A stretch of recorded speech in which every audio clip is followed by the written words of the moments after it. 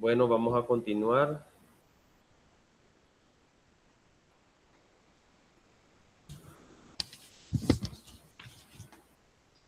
Firme ahí.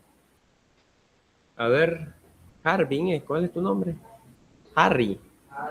Harbin. Vamos, Harbin, ¿qué hablamos en el tema anterior? Ah, en fisiología. Caminan. Ajá. Hablamos de las disoluciones. Espérame, Yajaira. Ah. Ajá, que sí. No me has dicho nada. ¿Qué? Líquidos corporales, ¿qué?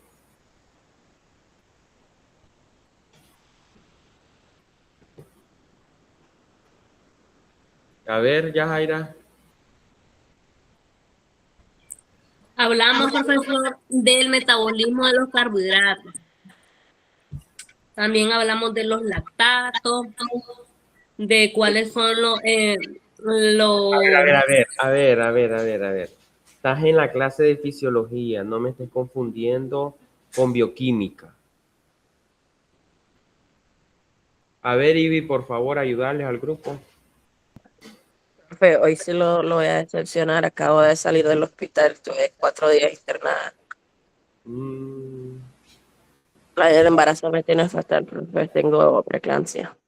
Ay, Dios mío, tienes que cuidarte. A ver, Lisette.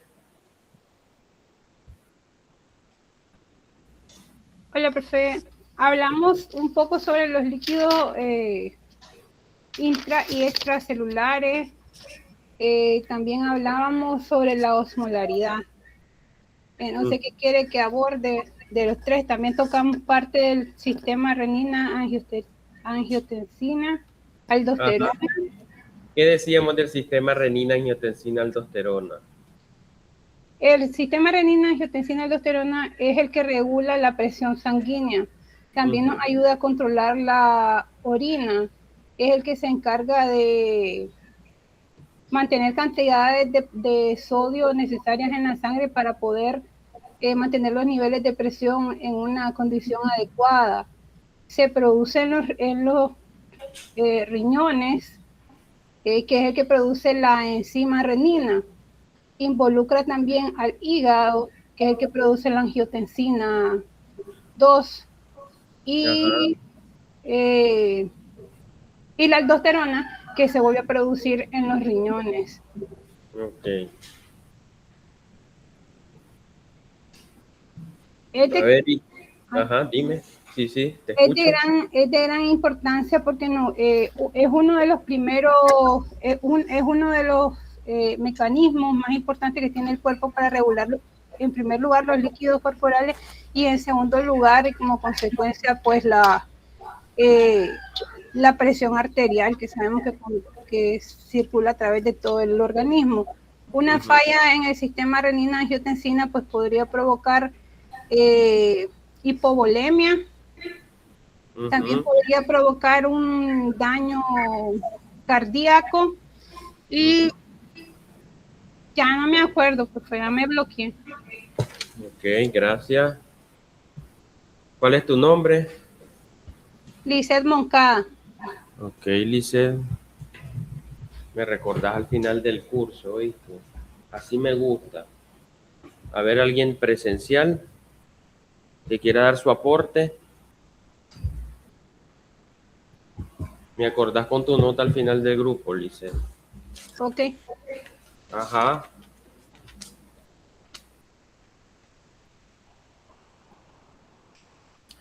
Nada.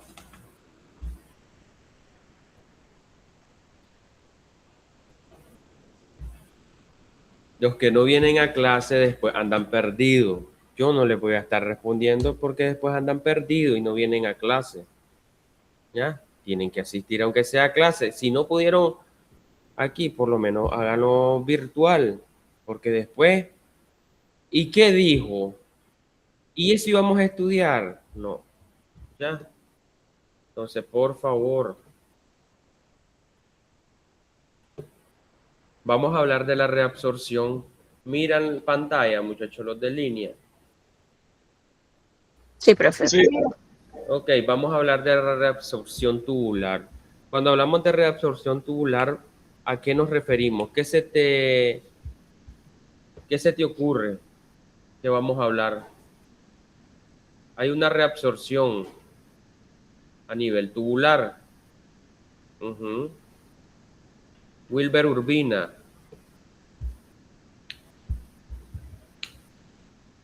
Wilber Urbina.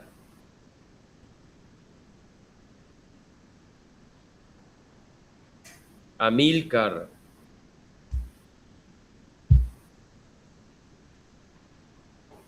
Después no me digan por qué el otro tiene mejor nota que la otra persona. Ajá. Es en donde se recuperan el agua y el soluto.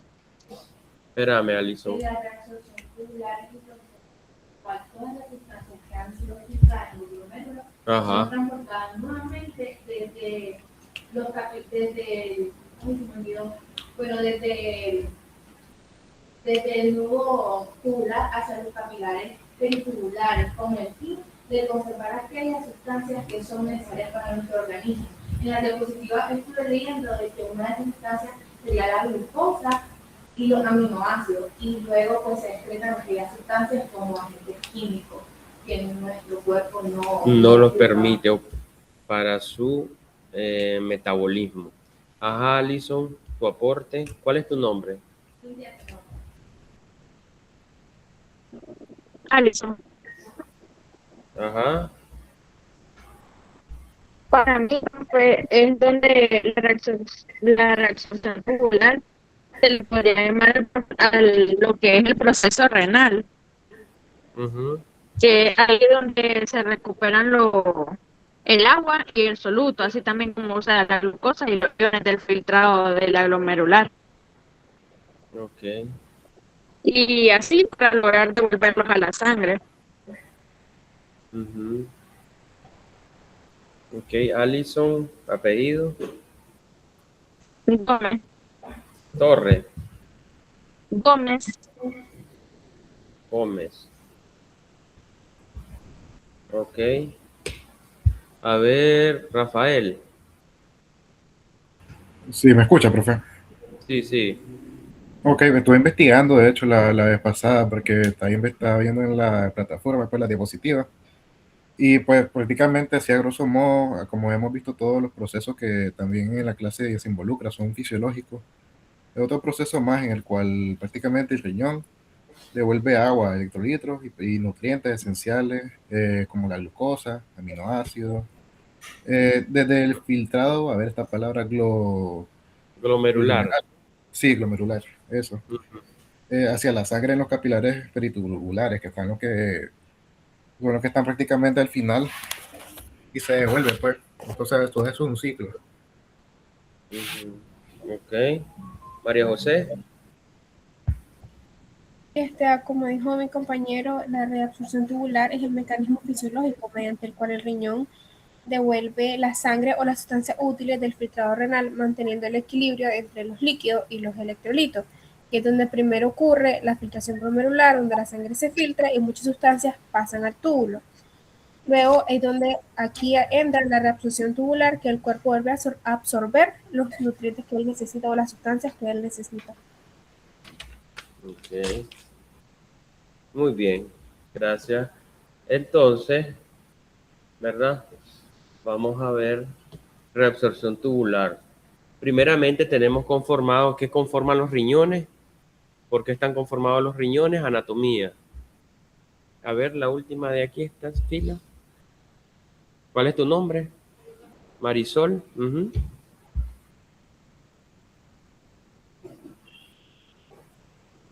Partes anatómicas del riñón. Lo que te acordé. ¿Cómo está conformado el riñón? Harry. ¿Cómo está conformado el riñón? Ayúdale. La que está delante de Harry, ayúdele. ¿Cómo está conformado el riñón?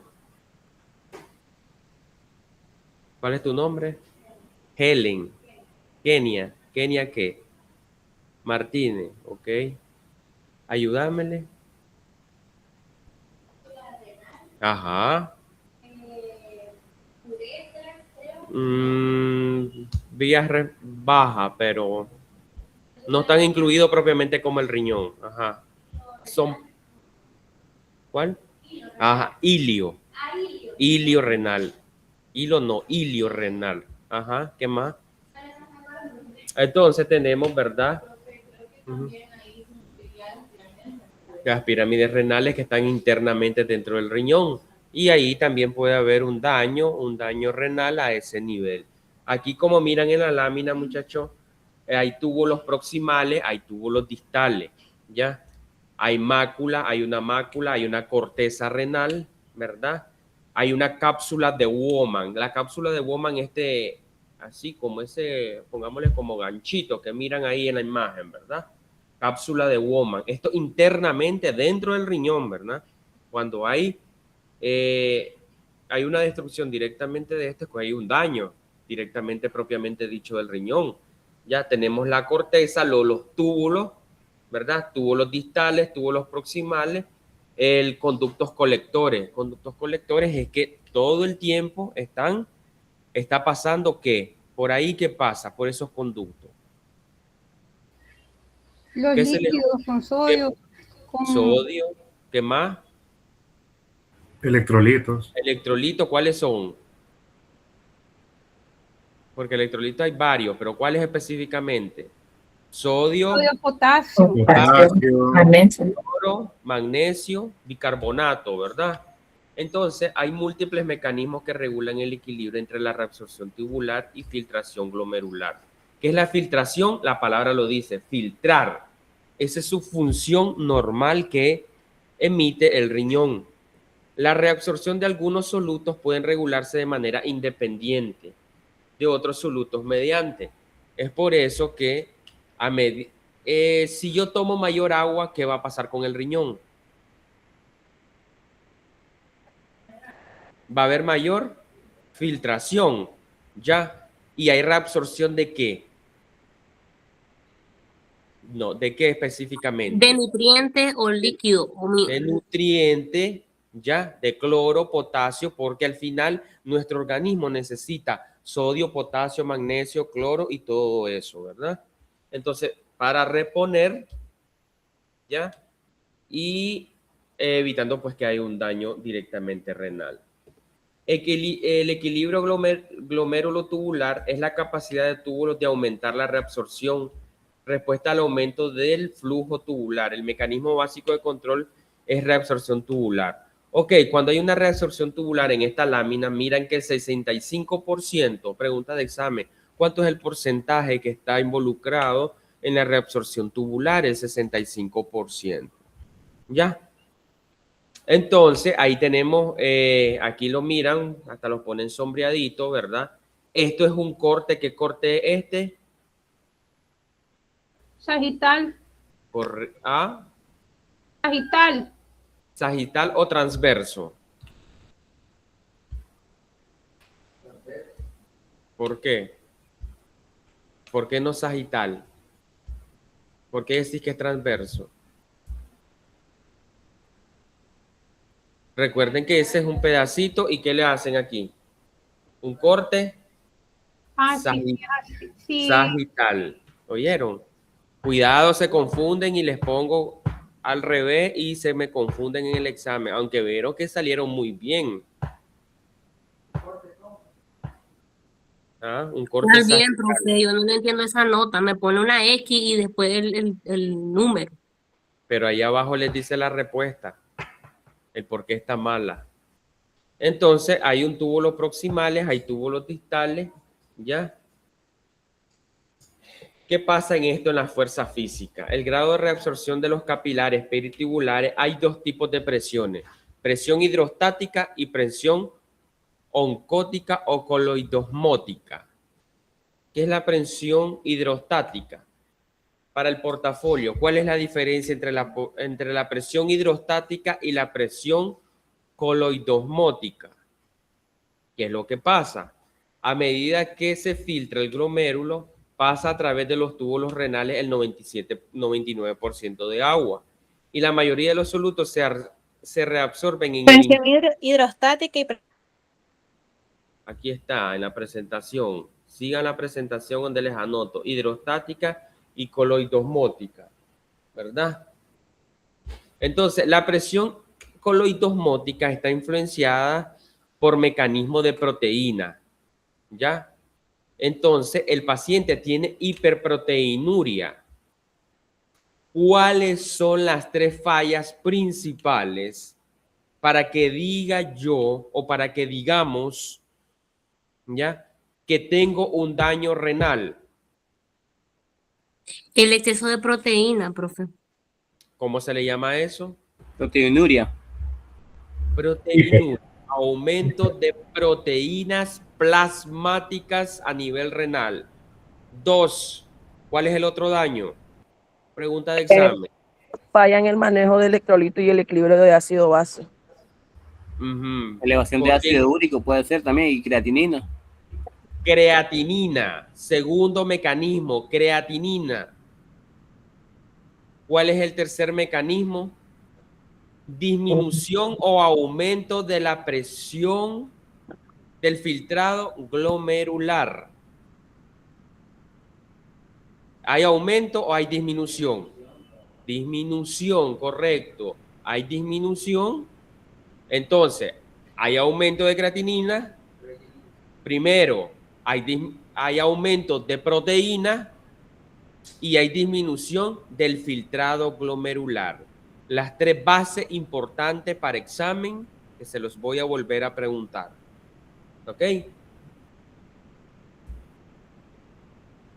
Aquí tenemos salida de sodio y todo lo demás, ¿verdad? Eso es solo un esquemita para que sepan cómo se da el intercambio, pero no. Me interesan las 3 principales fases. ¿Y cuál es la diferencia entre la hidrostática y la coloidosmótica? ¿Qué pasa? En esto tenemos rango, ¿verdad? Rango específico. La cantidad de glucosa. ¿Hay filtración de glucosa a nivel renal? ¿Sí o no? No debería, doctor. ¿Y por qué? Cuando se pasa el umbral, que son, creo que son 150, automáticamente el riñón empieza a filtrarla, pero no debería haber ahí. No debería. Entonces, si vengo un paciente y me sale con una a algún grupo que va a exponerlo, perdón, va a exponer el mecanismo, no sé si en esta clase o en la otra.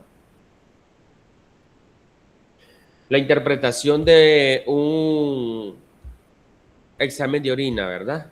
Entonces, en el examen de orina, lo principal es saber qué puedo ver filtrado y qué debe estar negativo. Si yo miro glucosa en orina, ¿qué me traduce? Que hay una hiperglicemia, doctor. ¿Ah? Hiperglicemia en el paciente, ¿no? Correcto. Entonces, que hay aumento de azúcar en sangre. Eso tiene que estar sí o sí negativo. Inmediatamente yo mando una glucosa, tal vez no le hice la glucosa, y le mando a hacer.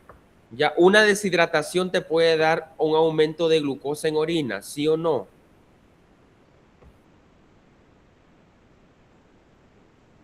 A ver, Harry, ¿sí o no y por qué? Ajá. En un examen de orina debe de haber glucosa, ¿sí o no y por qué?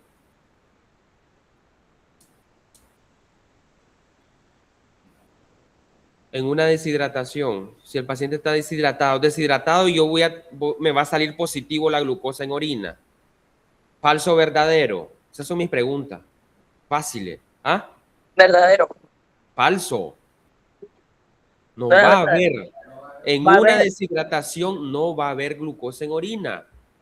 Al menos que haya una glucosa en sangre aumentada. Y esto tiene que ver con el ciclo de Krebs, con el aumento de glucosa, gluconeogénesis, que me imagino que ya fueron a estudiar en bioquímica, ¿verdad? Profesor, por eso cuando las personas están deshidratadas, lo que le mandan es dextrosa, porque no tienen azúcar. Dextrosa, depende. O sea, si el paciente no tiene glucosa alta, no le mandas dextrosa. Por lo general, siempre vas a mandar una dextrosa. ¿Por qué? Porque es isotónica o hipotónica. Depende del porcentaje, doctor, pero normalmente es isotónica, el 5%. Es isotónica. Entonces, como es una solución isotónica igual al plasma, no le vas a poner isotónica. ¿Por qué? Porque necesita hidratar la célula, pero tiene deshidratación nada más. Pero si la glucosa está aumentada, es diferente. Porque está aumentada la glucosa, hay una deshidratación, ¿ya? Pero no quiere decir que solo esté deshidratado y la glucosa va a salir glucosa en orina. El papel del glucagón, profe. Ajá, el papel del glucagón. O sea, Entonces, cuando todo estamos deshidratados, nos suele bajar la presión arterial y esto puede disparar la liberación de glucagón. de glucagón. Entonces, yo creo que podría tal vez falsamente salir como elevada la glucosa en sangre. La Cuando no- glucosa, correcto. Entonces también tenemos los niveles normales de... ¿Quién habla? Lisette, Dime.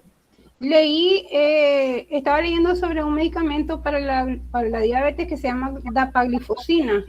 Y el mecanismo de acción de este medicamento es filtrar la glucosa a través de la orina. Entonces, en este caso sí podría salir alterada la glucosa en la orina y no necesariamente ser un problema. Correcto, porque sería secundario al fármaco. Por eso es importante de saber si el paciente está tomando algún fármaco, ¿ya? O qué tipo de alimentación también lleva, ¿ya? Para que no haya un desorden metabólico, ¿ya? Un desorden hidroelectrolítico. Muy bien. Entonces tenemos el potasio, ¿verdad?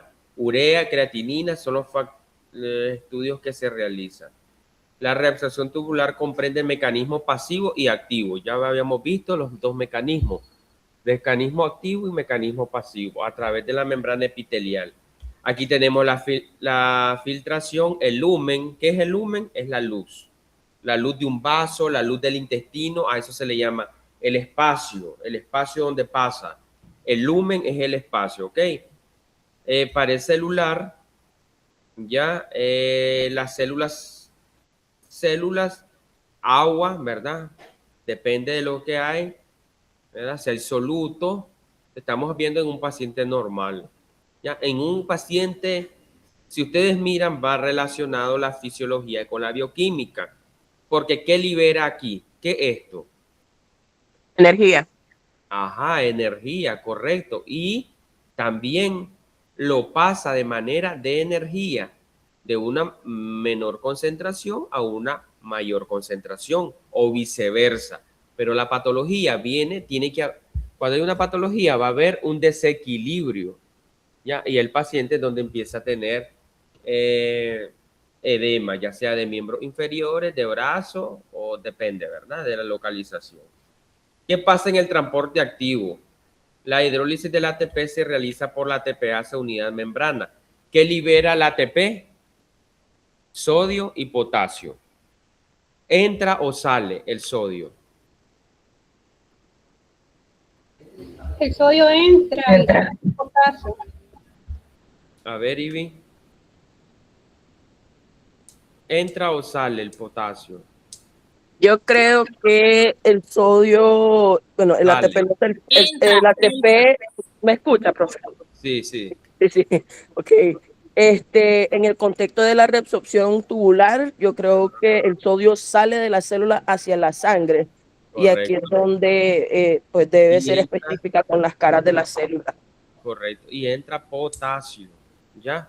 Entonces, eso se está constante mecanismo. Si ese mecanismo está alterado, ahí es donde vienen las patologías y las enfermedades, ¿verdad? Ya sean a nivel renal o a nivel cardíaco. Cuando tengan un paciente que vayan a prescribir dosificaciones, van a tener que volver a estudiar esto, ¿ya? Los de farmacología. Los de nutrición tienen que ver los mecanismos igual de la alimentación que van a tener.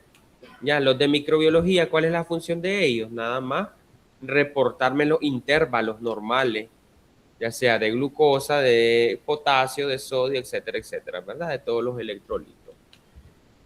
Entonces, aquí tenemos el potasio, el sodio, ¿verdad? En condiciones normales, miren cómo pasa.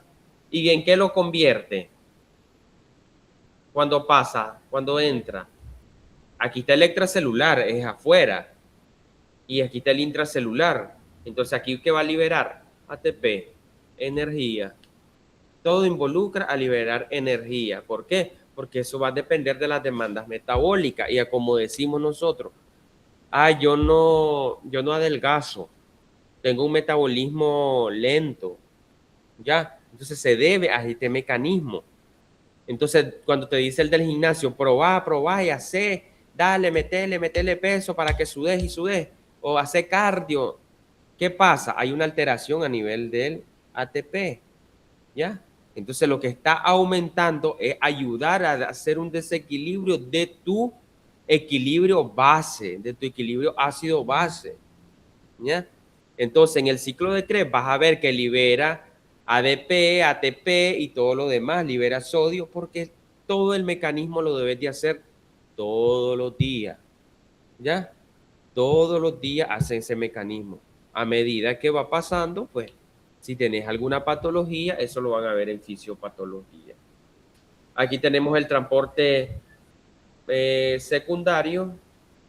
Dice que es transportadora de proteínas. ¿Cuáles son estas proteínas? ¿Cuál es la proteína principal que está alterada cuando hay un daño renal?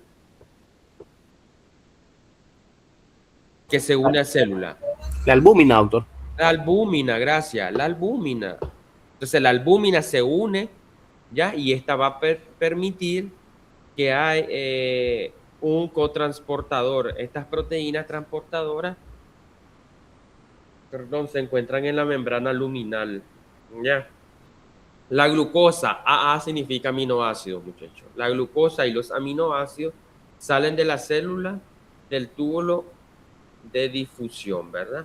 Aquí es nada más para que miren lo que ya hemos venido viendo, la entrada y la salida del intercambio de sodio y potasio. Okay.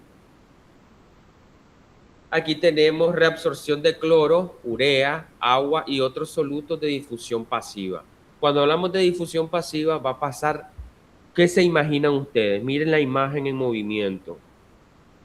Está en movimiento. Ahora miremos esta imagen. Tiene que buscar un ¿qué? Una proteína, un receptor que le ayude a pasar. Miren este movimiento. Pregunta de examen. ¿Cuál es la diferencia entre difusión simple y difusión pasiva? ¿Ya? Reabsorción, difusión pasiva. La difusión pasiva es más rápido, pasa el soluto. Entonces va a pasar mayor rápido. ¿Y qué va a pasar? El metabolismo se aumenta. ¿Ya? Se aumenta. Entonces la reabsorción de iones de cloro lo hacen conjuntamente con iones de sodio para la vía paracelular. Por lo tanto, la reabsorción pasiva de cloro está relacionada con la activación de sodio. Entonces, viceversa. ¿Qué es lo que me interesa que sepan? Que va a pasar más fácilmente por la difusión pasiva. ¿Ya? Entonces, ahí viene el efecto farmacológico. Decimos, tengo una tableta y tengo un jarabe. ¿Cuál mayor va a pasar más rápido?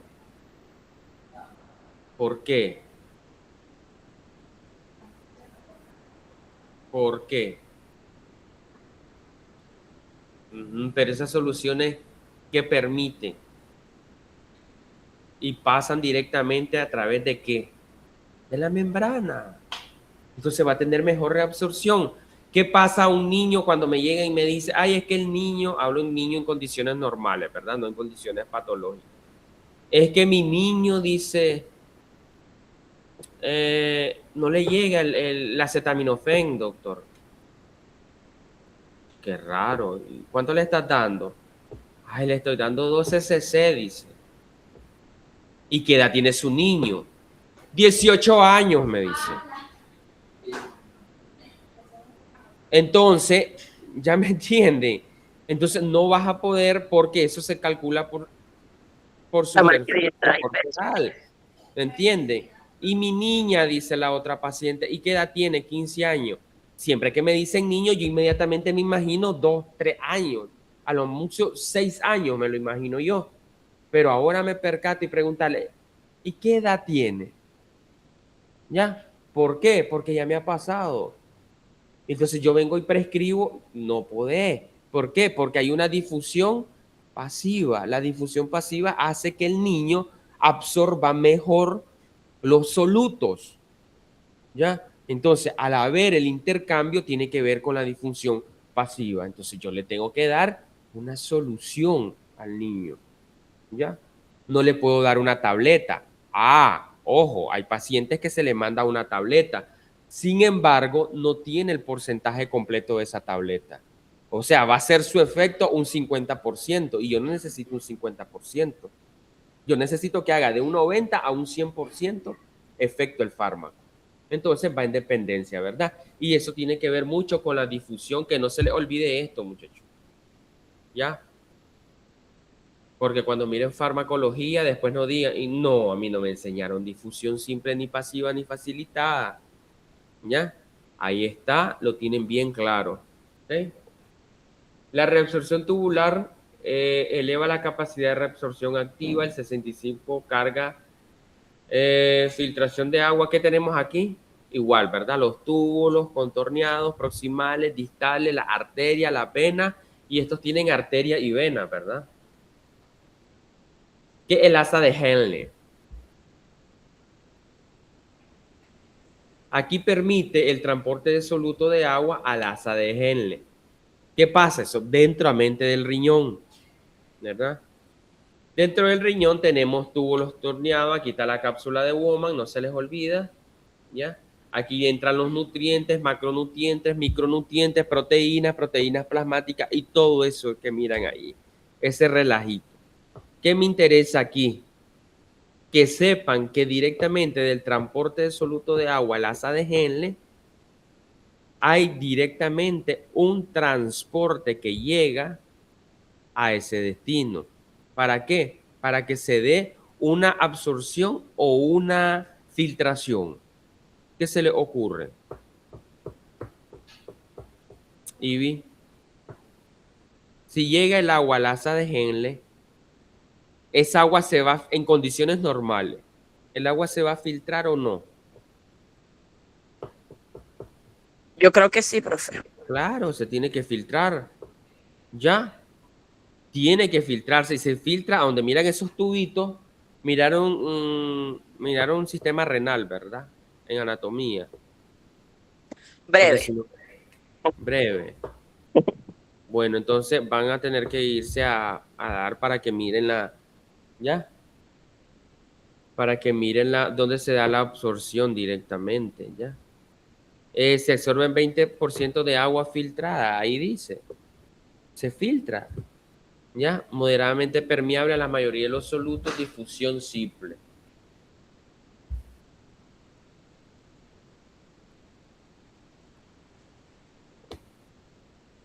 El transporte, aquí me interesa.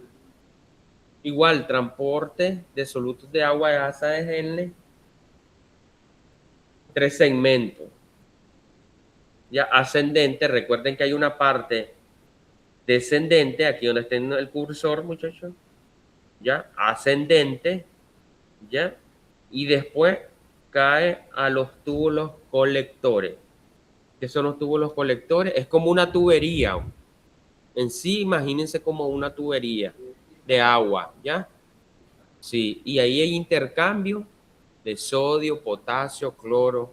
Ya, si yo tomo mayor agua, va a haber mayor resolución. Dice paciente, es que yo no tomo agua y andas con una infección de vía urinaria, no te vas a mejorar porque tenés que tomar agua, ¿ya? Entonces, ¿para qué tenés que tomar agua? Para que haya una mejor reabsorción y evitar las infecciones de vía urinaria, principalmente las mujeres también. No digo que los hombres no, pero las mujeres son más delicadas porque tienen las partes íntimas. Entonces, siempre van a ver las pacientes con flujo vaginal. Ya, señora, muchacha, ¿manchas el calzón? Ya. Entonces se le pregunta que si mancha el calzón. ¿Qué tiene que ver? Las infecciones ya vaginales, después de la regla queda normal, una salida de flujo. Es un flujo normal, cristalino, blanquecino, no hay problema. Pero llegan pacientes que te llegan y dice, eso huele a pescado.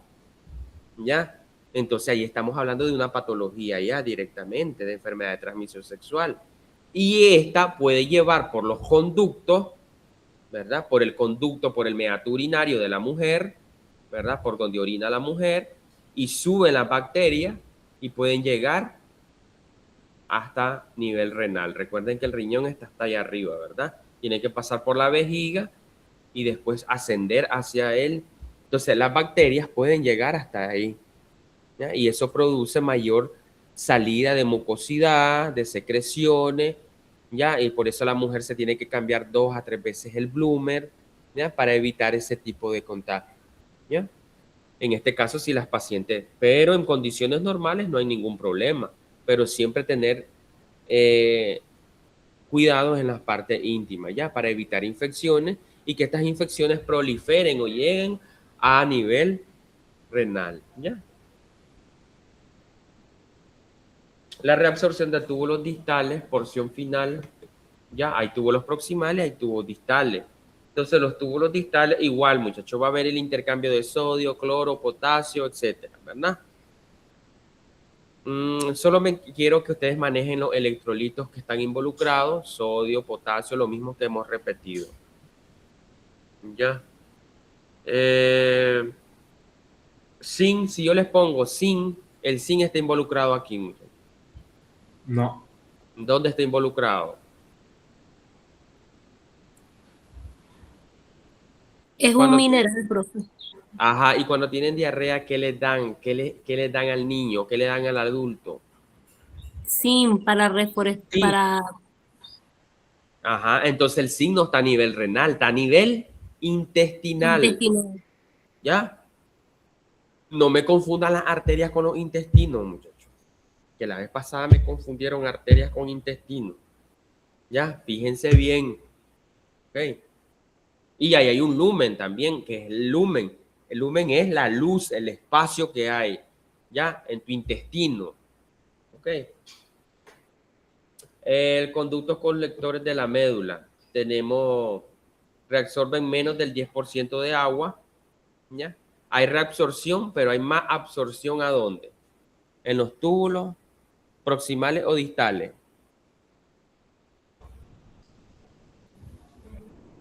Donde inicia. Entonces los túbulos proximales, ahí tenemos ya túbulos colectores de la médula, ya. Entonces aquí, ¿se acuerdan que les dije en la imagen anterior? Volvemos aquí. ¿Qué dice aquí? El 65, miren la pantalla, el 65%. Ok. ¿Y aquí qué me dice? Perdón. Ay, ¿dónde?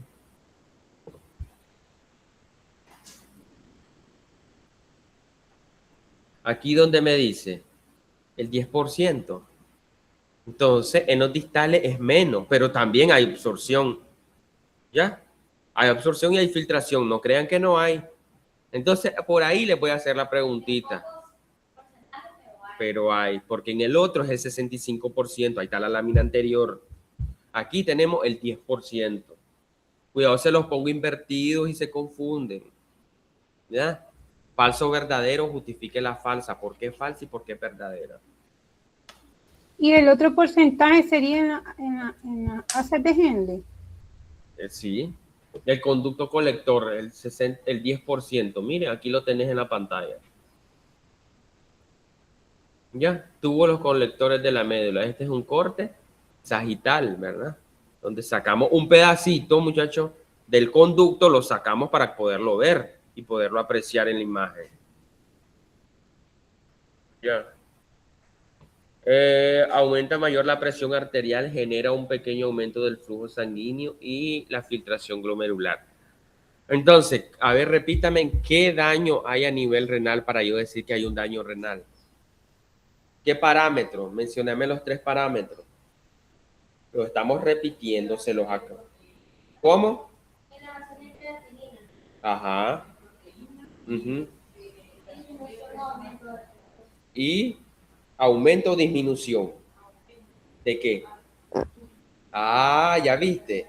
Disminución, cuidado, te pongo aumento y lo pone Y hay unos que me mandan por teléfono, tengo duda, y yo, y paz, les mando el screenshot para que miren, porque, sí, está bien, ahí está claro, solamente que se lo puedo poner invertido, ¿ya?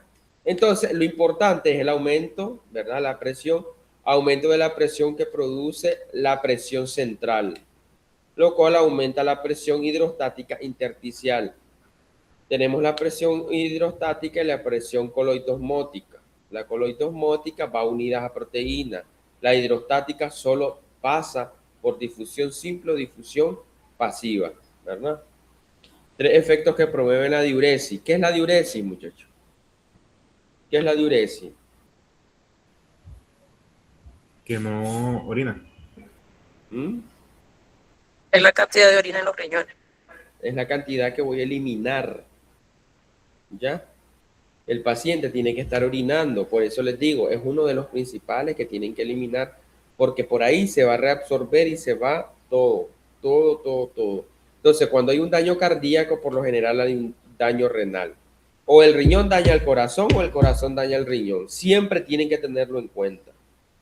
¿Ya? Vos le podés ayudar a disminuir que se le dañe. Si tiene dañado el corazón, que le dañe el riñón. ¿Ya? 3 efectos que promueven la diuresis. La diuresis, aumento de la presión arterial.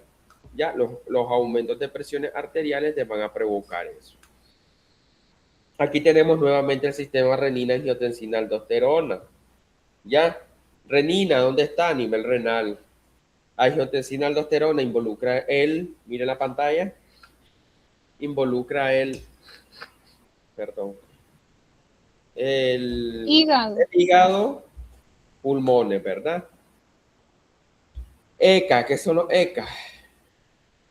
Inhibidores de la enzima convertidora de angiotensina. ¿Han escuchado algún medicamento? No es ahorita, ¿verdad? Sino para que sepan de dónde sale esta palabra. ¿Han escuchado enalapril alguna vez en su vida? Una tableta que se llama enalapril. Sí, mi mamá lo tomaba. Entonces, bloquea a nivel de la angiotensina 1. En farmacología, cuando les dé yo, bueno, no sé si les voy a dar, ¿verdad? Ahí vamos a ver nuevamente las enzimas convertidoras de angiotensina. Entonces, esos fármacos, enalapril, lisinopril, todas las pril, pues, van a estar involucradas en este sistema. ¿Y qué es lo que hacen? Bloquearlo. ¿Para qué? Para que no libera angiotensina 2. Al liberar angiotensina 2, aumenta más la presión arterial, aumenta el flujo, aumenta la función cardíaca y aumenta la función renal. Todo va de la mano, muchachos. Lo que pasa es que no podemos estudiarlo todo al mismo tiempo. Tenemos que estudiarlo por parte. Corazón, riñón, ¿ya?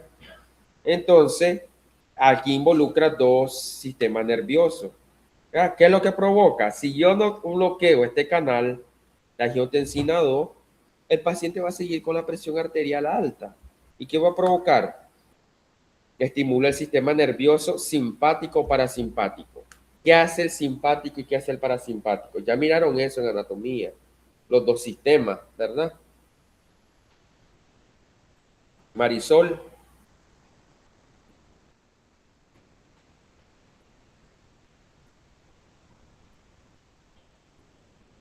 Ajá. Henry. Ey, te vas a pagar con la computadora. Ajá, Henry. Harry es Henry, te digo Harry. Ajá.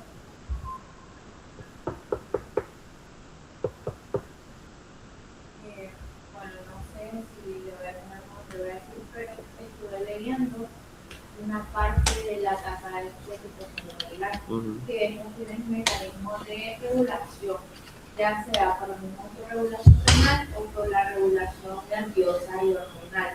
Y en una parte salía el nervio simpático renal. Lo que hace es inducir a una vasoconstricción en respuesta al estrés. Ok. También la angiotensina es otro potente vasoconstrictor. Y también tenemos vasodilatadores.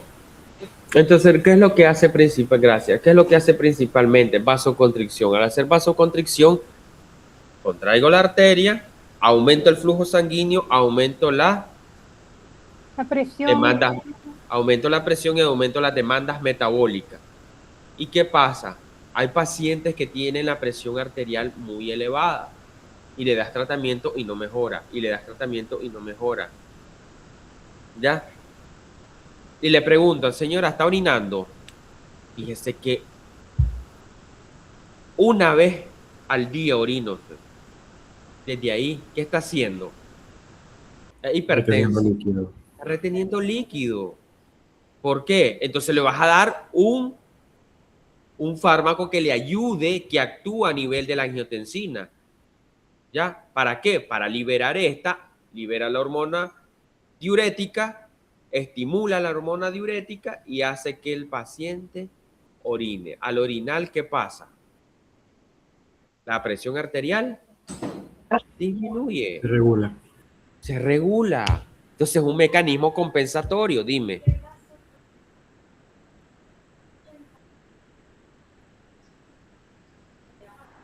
Correcto. Es común. Hay un sistema de estos pacientes que le llamamos asintomático, que no presenta síntomas. Entonces el paciente probablemente no va a percibir ningún síntoma. Señora, ¿le zumba el oído? No. ¿Le duele la cabeza? No. Y le tomas la presión, se la tomas en ambos brazos y anda alterada. Y le encontrás 180, 100. Y yo le digo porque yo estaba asintomática y yo fui al hospital por un dolor y cuando fui tenía 168 sobre 118. Entonces la dejan internada. Peor, las embarazadas son una bombita de tiempo. En un segundo se me descompensa. Entonces, si yo no sé estos mecanismos, ni la fisiopatología, yo no sé qué fármaco le voy a dar a la paciente. ¿Ya?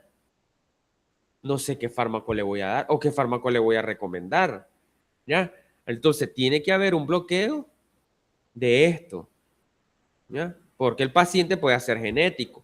El embarazo le está provocando inducción de la presión arterial. ¿Por qué? Porque me odia mi cuerpo. ¿Por qué? ¿Qué hay adentro de la embarazada? Un proceso que está en la placenta, doctor.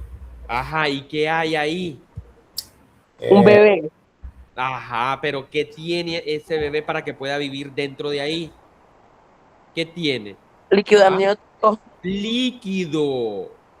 Entonces, al aumento de la presión, hay un aumento de la presión hidrostática.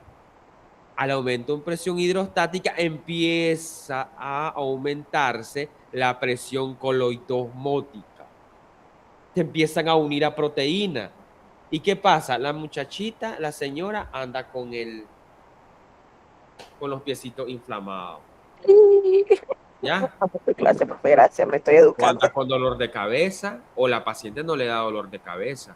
Y Veo si es estrellita. asintomática, eso depende cómo reacciona tu organismo. No hay un valor científico que me diga, por tal razón no te va a dar a vos dolor de cabeza, pero a la otra paciente que anda 180 sí le da dolor de cabeza. Pero vos andas la misma presión que anda ella, vos estás bien, pero la paciente no, la otra paciente no. ¿Ya? No hay una explicación científica que me diga, ella. Ah, sí, sí. Profe, una cosa que yo miré, que yo pensé en usted inmediatamente cuando yo miré mi resultado, porque yo llegué a medianoche y en un masito me hacen un montón de exámenes y me sale el test de glucosa en 68, pero era la medianoche y yo había comido hace 2 horas, no entendí nada, profe, porque usted me enseñó algo diferente. A ver, ¿cuánto te salió? 68 a la medianoche. En el glucotest. Sí. Está bien, sí. ¿Por qué te asustaste? Es que yo digo, no sé, porque no me pesaron, pero me hicieron ese examen y yo digo, ok, 60-100 está bien, pero yo había comido hace 2 horas, decía test glucosa en ayuna, yo no estaba en ayuna porque me salía en 68. No entendí. Pudiste metabolizar más rápido. Recordá que tenés aumento de líquido Oh, de líquido intracelular también. Recordad que tenés un más líquido de lo normal dentro de tu organismo. sí. ¿Ya? Entonces eso puede ayudar a regular este mecanismo y por eso es que te salió normal la glucosa. ¿Ya? Pero está Ok. bien, no hay ningún problema, no Tenía pasa miedo nada. de tener diabetes gestacional, pero No, no, no, no, no. No, mientras no te salga arriba de 110 no tenés por qué preocuparte. Está excelente. gracias. Sí, entonces aldosterona, túbulos y conductos colectores. Angiotensina 2, ¿verdad? Túbulos distales. El ADH, ¿cuál es la ADH? La hormona Diurética. diurética, gracias. PNA, que parotiroide. Eh, Lo iba a confundir con algo que también leí que era péptido natriurético muscular. Entonces el péptido natriurético viene a partir de la parótida, ¿ya? Y esta es propiamente la parótida, PTH, ¿ya? El péptido viene a partir de ahí. Este es un sistema endocrino. Cuando miren el capítulo de endocrino, van a ver un poquito más de esto, ¿verdad? Aquí solo se los voy a mencionar, ¿ya? El péptido natriurético viene a partir de la paratiroide. Recuerden que está la tiroide y está la paratiroide, ¿verdad? Aquí, en su cuellito, ¿verdad? Entonces, esto está involucrado también. Hay pacientes que van a tener, pacientes que padecen de la tiroides, más común en mujeres, ¿ya? Es más común en mujeres. No significa que en hombres hay, pero es más en mujeres, ¿ya? Porque tiene que ver con los estrógenos, ¿ya? Con el funcionamiento de estrógenos. Recuerden que los estrógenos son las defensas hormonales de la mujer, como dicen, ya le dio la menopausia, ¿ya? Anda enojada, anda sulfurada, le dicen a la mujer. Ya, pero ya depende de la edad, pues también hay un sinnúmero de cosas. La cuestión es que la tiroides y la paratiroides están involucradas también en este mecanismo regulatorio. Y la activación del sistema nervioso, ¿ya? Reduce la excreción de agua, ¿verdad? Aquí tenemos el cerebro, el puente, el cerebro, el cerebelo, el bulbo raquídeo y la médula espinal. Toda esta es la médula espinal, ¿verdad? Que va detrás de nosotros aquí, ¿ya? Tus vértebras, ¿ya? Toda esta línea que miran hacia abajo, ¿ya? Arriba tenemos el puente y el bulbo raquídeo. ¿Preguntas con la reabsorción, muchachos? Profe, yo tengo una pregunta. Dime.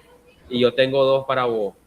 Profe, decía que la presión arterial elevada Ajá. actúa también sobre el sistema nervioso simpático, alterándolo, ¿verdad? Pero mi pregunta es, si una alteración del sistema nervioso simpático puede alterar la presión arterial, o sea, al revés. No, es al revés. Yo dije lo contrario, es al revés. Es del parasimpático. ¿Ya? Ah, ok. Sí, es el parasimpático, perdón. Es el parasimpático, como ese es el sistema que va a, ya sea regular o alterar, ¿verdad? Depende de la condición del paciente en ese momento. Pregunta, ¿estamos claros, muchachos? Activen sus cámaras los de línea, por favor.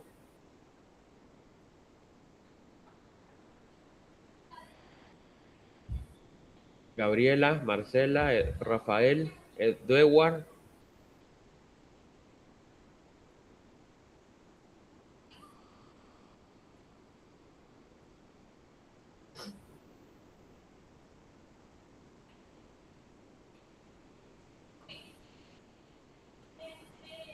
¿Estamos claros de la reabsorción de cada uno de ellos? ¿Cómo se da? Gabriela Noemí Martínez.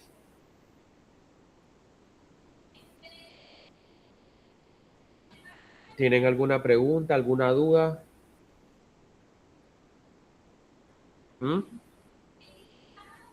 Ivy. No, profe, yo no tengo preguntas, usted sabe cómo soy yo. María José. Lisette. Sí, yo tengo otra pregunta. Ajá, Lizeth, Profe, dime. ¿por qué en los pacientes que tienen problemas de ansiedad no se cuesta controlar la presión arterial? Bueno, ese pues es otro tema, ¿verdad? Pero lo que hay en esos pacientes es que primero tenés que controlar la ansiedad para que pueda regular la presión arterial, ¿ya? Entonces, yo regulando la ansiedad del paciente, ¿ya?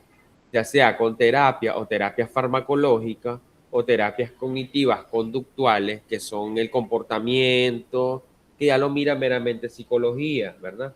Entonces va en dependencia. Si lo mira en psicología, ¿ya? O le das abordaje multidisciplinario, pues a ambos, ¿ya? El médico y pues le ayuda al verdad psicología, pero lo primordial es mejorar, ¿ya? La crisis de ansiedad de esta paciente. Mejorando eso, aún disminuye por mecanismo fisiológico, si no tiene otra alteración, va a mejorar. ¿De acuerdo, Lizeth? Pero si, por ejemplo, llega, por ejemplo, a su consulta y anda 160, 170 sobre 100, sobre Entonces, 90, tendría que medicar en ese momento, digamos. se medica en el momento, ¿ya? Se le pone una pastillita debajo de la lengua y que se llama captopril. Entonces, se pone debajo de la lengua y esperamos pues 20 minutos y vamos monitoreando. A medida de esto, para yo poder dar un diagnóstico como tal, tengo que mandar 7 días de control de presión arterial, ¿ya? Una semana, ¿ya? En la mañana y en la tarde, los dos tomarla. Depende de los rangos que salgan en este periodo. Yo digo, esta paciente es prehipertensa, es hipertensa o viceversa, e indico tratamiento si lo amerita. ¿Ya? O doy tratamiento por un mes. Después, si ella mejora, le retiro el tratamiento. Si no, tengo que continuárselo, ¿verdad? Entonces, va en dependencia del caso que tengas, Lice. ¿De acuerdo? Ok. Gracias. Ok, con gusto. Tengo una pregunta, profe, ahorita que acaba de tocar el tema, si me permite. Ajá, dime. Ya que dijo, bueno, usted sabe que igualmente en las clases pasadas no había estado abordando el tema de la diabetes, prediabetes y todo eso, de los niveles y los intervalos. Bien existe lo que dijo hoy de hipertensión o hipotensión. Ajá. También existen esos términos como tal, ¿eh? ¿Cómo? La prehipertensión, la prehipotensión. No, hipotensión nada más. Solo prehipotensión. Sí, a veces, anteriormente en las guías españolas anterior, muchachos, se decía es prehipertenso, pero ahora ya no. Actualmente, si ustedes leen algo, les va a salir prehipertensión, pero ya no existe ese término, ¿de acuerdo? El que existe es hipertensión nada más. Hipertensión 1, 2 o 3. Estadio 1, estadio 2 y estadio 3. No existe nada más, ¿ya? Antes sí decían prehipertenso, hipertenso, 1, 2 y 3. Ya desde el 2021 para acá, más o menos, venimos manejando solo hipertensión 1, ¿ya? De 130 a 149, el otro de 150 a 160 y el grado 3 arriba de 160, ¿verdad? Entonces por grados nada más. ¿Oíste? Ok, gracias, está bien. Bueno. Profe, la hipertensión crónica, entonces solo se maneja en embarazadas, no existe tal para las personas normales. En personas embarazadas también igual. Ya solamente que el abordaje de la embarazada es diferente al abordaje, ya, porque se utilizan otras terapias. Ya, podemos usar ninfedipina, no sé qué usamos, hidralacina, alfametildopa, ya. Entonces depende del fármaco que vamos a utilizar. Y en los pacientes normales que no están embarazados, ¿verdad? No utilizamos otro tipo de fármaco, ¿ya? Pero las embarazadas el abordaje es un poco diferente, Ivy, ¿ya? Porque recordad que hay una vida, hay un líquido anexado de lo normal, entonces es más delicado, ¿ya? El abordaje. Ok. Dinámica de la filtración glomerular. Hablando de lo mismo, esta imagen, 2 túbulos, ¿verdad? Corteza, túbulo, esto es para que miren la anatomía. También hay arterias y hay venas, ¿verdad? Que son las que te permiten las filtraciones. El flujo sanguíneo renal en los capilares venosos se discurre en paralelo a los vasos arteriolares. Las arterias, también hay arterias y hay venas, ¿ya? Hay venas interlobulares, venas falciformes. Esto es un poco de anatomía. Aquí tienen ¿Qué pasa en todo esto? En todo esto tenemos las arterias y las venas, ¿verdad? Todo lo que entra es venoso y todo lo que sale es arterial. Se lo tienen que aprender. Desde anatomía ya lo vieron haber visto. Todo lo que entra es venoso. Todo lo que sale es arterial. Entonces, cuando va entrando es venoso. O sea, son venas. Ya vena renal, ya vena anterior, vena posterior, depende, ¿verdad? Y las arterias, pues arteriolar, arterias circunflejas, depende de las arterias que vayan a ver. Aquí tenemos las venas, este es un poco de anatomía, esta es la cápsula. Esta cápsula es importante, ¿por qué? Porque dentro, si miran las flechas, muchachos, en la imagen, esto permite el intercambio, ¿ya? Hay la salida, es como, ¿cómo les puedo explicar? El sistema de sangre, ¿verdad? También. El sistema de sangre, como, para que podamos entender un poco,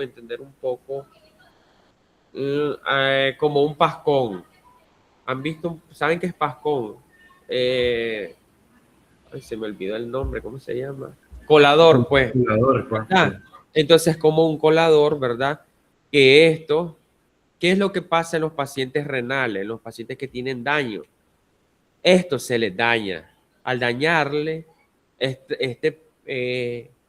esta área de filtración, el paciente no puede filtrar. ¿Y qué es lo que pasa? Retiene todo el líquido que toma, lo retiene. Y eso se va al líquido intracelular o extracelular. Si aquí hay un daño. Intracelular. Extracelular. Extracelular. No puede irse al intra, porque aquí es el intra.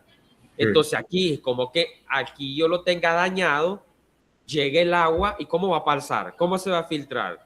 ¿Cómo va a pasar el soluto? Entonces la paciente no puede, ¿ya? Entonces, ¿qué pasa? Este daño y vengo y lo conecto a una máquina que dicen le hacen diálisis, ¿ya? Entonces, esto está dañado. Al estar dañado, la máquina está haciendo este proceso que normalmente lo hacemos nosotros, ¿ya? Que lo estamos haciendo ahorita. Ese proceso lo hace la máquina. Entonces, el paciente va a tener que estar, ¿ya? Semanal yendo a hacer diálisis. Entonces, ¿qué es lo que debemos de cuidar? El riñón, principalmente. No hay aumento de creatinina, ¿ya? Pero hay existe otro parámetro antes de la creatinina. La proteinuria, la proteína. Las proteínas están aumentadas, pero antes de eso,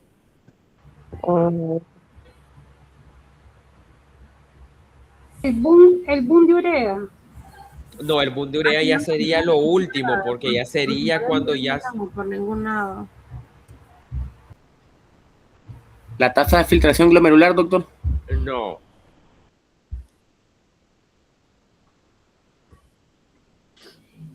Microalbuminuria. Entonces, los de microbiología, yo les mando una orden de examen que me hagan una microalbuminuria. ¿Ya? Entonces, la microalbuminuria me va a salir alterada y eso es un daño renal primario. ¿Por qué primario? Porque aparece primeramente antes que aparezca el aumento de creatinina. ¿Qué es la creatinina? Es todo lo que engloba esa capita que miran ahí, como un polvito que se va desintegrando y eso pasa al torrente sanguíneo. ¿Ya? Y hay intervalos. ¿Cuál es lo normal de creatinina? Va a depender entre hombres y mujeres, doctor. Ajá, hombre y mujer, ¿cuánto Por lo es de menos en hombre? hombre hasta 1.4 y en mujer hasta 1.1. Correcto. Máximo. Entonces, para que lo manejen a 1, 1.3, 1.2, hasta ahí. Ya siempre el de la mujer va a ser menos. Entonces, la mujer, para que no se le olvide, hasta 1, los niveles de creatinina. Ya si la mujer me hace 2, ya hay en daño renal. Pero podría ser agudo, ¿verdad, doctor? Ese daño, ¿no? Correcto. ¿Ah? Estás en el límite, tenés que tener más cuidado. ¿Ya? 1.3. ¿Ya? Todo es que no llegará a 1.3 porque recuerden que si hay un daño ahí ya no lo podemos revertir, muchachos. Es irreversible. O sea, yo no te puedo regresar a tu normal, al menos que te haga un trasplante de riñón. Cosa que es imposible que te voy a encontrar hacer un trasplante de riñón. Entonces, ¿qué nos queda? Cuidarnos. Eso es todo. ¿Ya? Este es igual a donde están las células, muchachos. Esto así se mira internamente. Aquí tienen, mire, esto es interno, directamente. ¿Qué hay aquí? Aquí está el pascón que les decía. ¿Ya? Es como un pascón, entonces eso empieza a filtrar. Dime. No, de hecho, eso le iba a preguntar. Pero bueno, Marcela tiene la mano levantada, no sé si quiere hablar primero. No, dígame. Ok, de que si prácticamente. ¿Cómo? Me había muteado. De que prácticamente, o sea, de que también el alto nivel de creatinina se puede ver involucrado porque están dañados los endotelios capilares, que eso es ya prácticamente por la filtración.